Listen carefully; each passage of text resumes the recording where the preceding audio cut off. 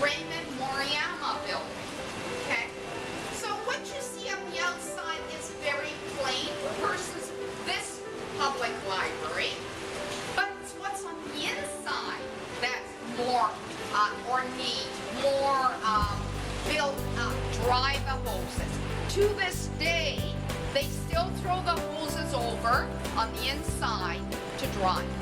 Absolutely.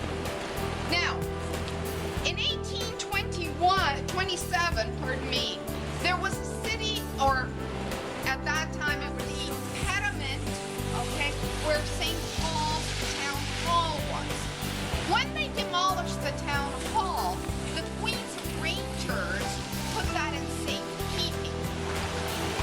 When this fire hall was added to redeveloped in 1977, the corner there, this is a new Four Seasons plus it's condominium, right?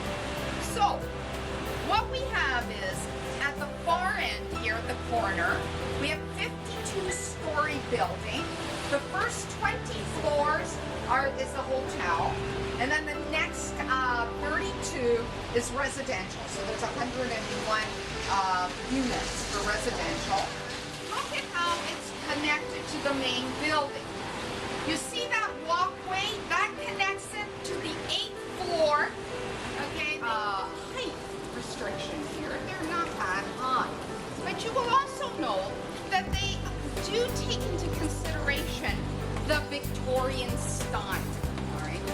Now, the building is angular rectangle, so that there can be some sort of a mirror image, even though it is modern, and even though the pediment at the top, this becomes more of a Mansard roof line, a French style, rather than really a Victorian or a Georgian style.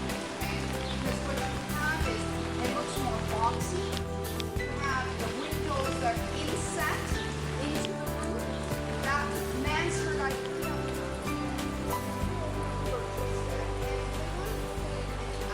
would have been that middle part would have been open. Now, it could have been open because it was a horse barn at the back. 2002, it was made in a heritage building. So it's got a bit of Art Deco, especially at the front. This is an 1876 building. It originally would have been at the corner.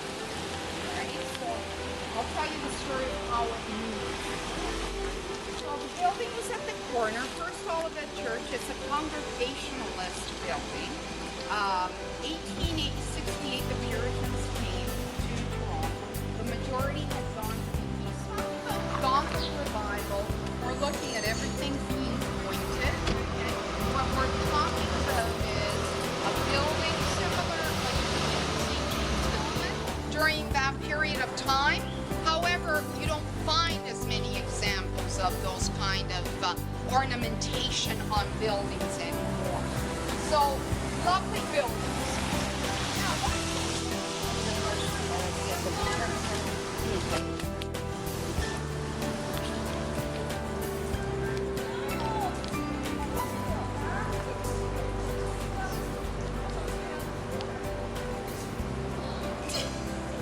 Пошлите, да все.